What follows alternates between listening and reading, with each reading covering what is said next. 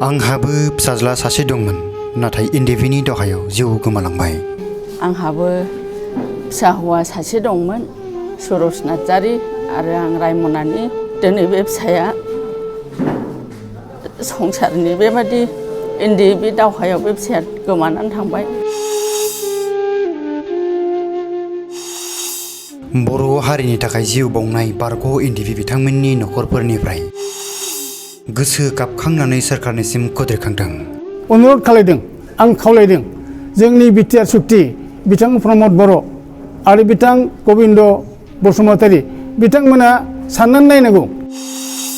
दिनैसिमबो मोनाखै गोबां एनडिएफबि मुंख्लं जालांनाय नखरफोरा सोरखारनि अनसुंथाइ।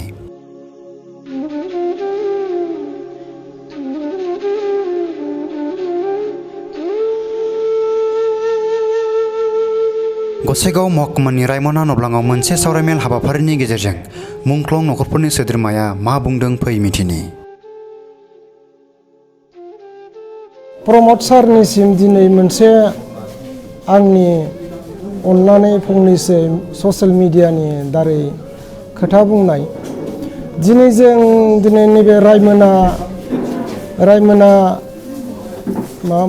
कमिटि हल हाउसाव दिनै जों मोनसे मोजां दुखु परिचय खोथा रायलायदों। दिनै बे खोथा रायलायनायनि गेजेरजों, बे मिटिं मेलनि गेजेरजों दिनै बहु जोंनि थैनाय मुंख्लं जालांनाय मानसिफोरनि थाखाय दिनै सोरबा बिमा गाबदों, सोरबा बिनानाव गाबदों, सोरबा बिफा गाबदों, सोरबा बिदा फंबाय गाबदों। दिनै नोंसोर बै थांनाय समाव क'क्राझाराव मोनसे जोंना अमित शाह सारजों मोनसे जे नोंसोर मार्टियार्सनि मोनसे माबा गथायदोंमोन, चेक गथायदोंमोन, 40 जननि थाखाय चेक गथायदोंमोन। नाथाय बे एनडिएफबि सोमावसारनायाव, बड'लेण्ड सोमावसारनायाव एनडिएफबिआ दिनै 40 जनल' थैदोंमोन नामा सार? दिनै नोंसोर माखासेफोरखौ बबे खनायाव दोनखोमाखो, माखासेखौ बबे एरियायाव फोजौहरखो, बेखौनो दिनै जोंनो नांगौ। दिनै जोङो बेखौनो दुखुजों दिनै बयबो जों बे मोनथाम मोनब्रै डिस्ट्रिक्टनि मानसिफोरजोंहाय दिनै बे रायमना कमिटि हल हाउसाव दिनै जों बिसार जुथुमदों, दिनै एसेसन दादों। दिनै बे एसेसन मथेयै दिनै नों सारमोना, दिनै गबिन्द सारमोनाबो दिनै गोख्रैनो जोङो बे फेब्रुवारि दानावनो बे जोंनि एनडिएफबि थैनायफोरनि अनसुंथाइखौ दिनै थाबैनो होनो सेस्था खालामनांगौ, थाबैनो दिनै होनायनि बेबस्थाखौ लानांगौ। नङाबा जोङो डिसि बा सिभिलसिम थांनानै दिनै जों धरनो हागोन। आंनि परिचया बेनो जे आंबो सासे मार्टियार जानाय नखरनि मानसि। आंहाबो माने दुखु दं गोसोआव। मानोबा आन्दलन जानायनि उनावहाय मा जाबाय, मोनसे बिटिआर सुक्ति जाबाय। बे सुक्ति नामा बिटिआर नाम होदों। बे बिटिआर सुक्ति मथे बे आन्दलनाव मार्टियार जानाय मानसिफ्रा गिबियावनो बिनि क्षतिपुरनखौ मोननांगौमोन। बे क्षतिपुरानो जाहाथे एक्सिया आरो न'खरफायाव जायहा उपयुक्त मानसि दं बिसोरनो साख्रिखौ होथारनांगौमोन।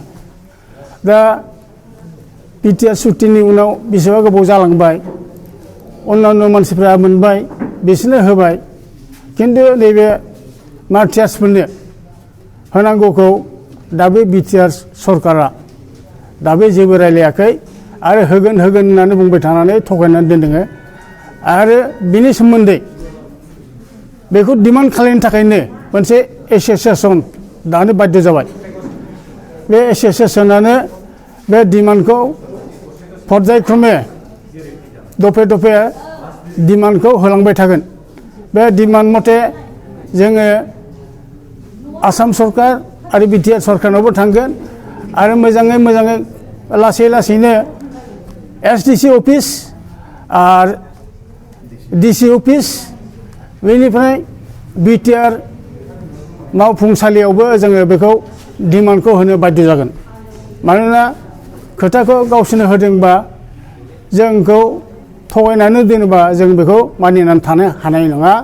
गतिके बे सुक्तिया सोरनि थाखाय जादों बेखौ लिडारफ्रा सिन्था खालामनो दरकार। मार्टियार्स गैयामोनबा, मार्टियार्स लिस्ट देखायनो हायामोनबा मालाबाबो बे बिटिआर सुक्तिया जानाय नङामोन मानो होनबा डिमान्ड खालामग्राया प्रथमा सोर बे मार्टियार्सफोर गावनि बिसि फिसाखौ गारनानै गावनि सै सम्पथिखौ गारनानै देशनि थाखाय हादरनि थाखाय गाव जिउ गारदों जिउ गारग्रोनायनि उनावसो बेबादिनो थाङै थाङै पर्यायक्रमे बिटिआर सुक्ति जादों बेबादिसो लिडारफ्रा बे बिटिआर सुक्तिखौ सुबिदा मोनदों बिसोर डिमान्ड खालामनो हादों जुदि मार्टियार्स गैयामोनबा मार्टियार्सआनो जाथाराखैमोनबा बिसोरो सुक्तिनि थाखाय खुनुदिन डिमान्ड खालामनो हानायमोन जे बड'लेण्ड सुक्ति नांगौ बिटिआर सुक्ति नांगौ होननानै खुनुदिन डिमान्ड खालामनो हायामोन गतिके आङो अनुरद खालामदों आं खावलायदों जोंनि बिटिआर सुक्ति बिथां प्रमद बर' आरो बिथां गबिन्द बसुमतारी बिथांमोना साननानै नायनांगौ सेराव मोनहैखांनानै गादिखौ मोनखांनानै जुदि गलामफोरखौ गरिबफोरखौ गाज्रि मेगनजों नायोबा गादिया बारा गोबाव जोरा बेखौ मिथिना लाखा बेबादि गाज्रि बेबस्था खालामबा गरिबफोरखौ सुसिबा आरो भबिष्यतआव देरसिन आन्दलन खालामनांगौबा आन्दलनाथ' खालामबावनांगोन बिटिआरआ साफिसियेन्ट नङा आन्दलन खालामबावनांगौ आरो मानसिखौ मोननाय नंला आं बेखौनो होननानै दोनखाबाय जोङो मालाबाबो जनानै थानाया जों आन्दलनखौ खालामबाय थागोन आङो दिनै बेयाव जुथुमनाय रायजो राजाफोरनि गेजेराव आरो सरकारनि सिगाङावबो आङो बुंनो गोसो जायो माने आंहाबो फिसा हौवा सासे दंमोन सुरज नार्जारी आरो आं रायमनानि दिनै बे फिसाया संसारनि बेबादि बे दावहायाव बे फिसाया गोमानानै थांबाय थैनानै थांबाय आरो आंहा सासे दंबावोमोन बिजामादै बे फिसा हौवा गैयैखाय बिजामादैखौ न'आव दोनदोंमोन आरो बे बिजामादैयाबो थैनानै थांबावदों दा आंहा फिसौ हौवासा सासे दङ बिजामादैनि दा बेबादिनो थैनायफोरनो बे 5 लाख थाखाखौ होगोन होननानै सरकारा बुंनायाव बिटिआर मोननायजों लोगोसे जों गोबां आसा खालामनानै लामा नायनानै दंमोन नाथाय दासिमबो मोननो हायाखै आरो आं बे फिसौखौ फोरोंनाय जाहोनाय आरो फिसा गैयै बेबादि न'खराव गोबां दुखु दाहाजों सोलिबोनांबाय आरो आंबायदि गोबां बिमा बिफा फिसा गोमाजानायफोर दङ बेनिखायनो आङो सरकारनिसिम खावलायदों जेन' जोंनो बेबादि गोमाजानाय गोबां दुखु दाहानि न'खरफोरनि गेजेराव जे जोंनो मोननांगौ मोन्थाय जोंनि फिसानि थैनि दामफोरखौ जेन' सरकारा थाबैनो होयो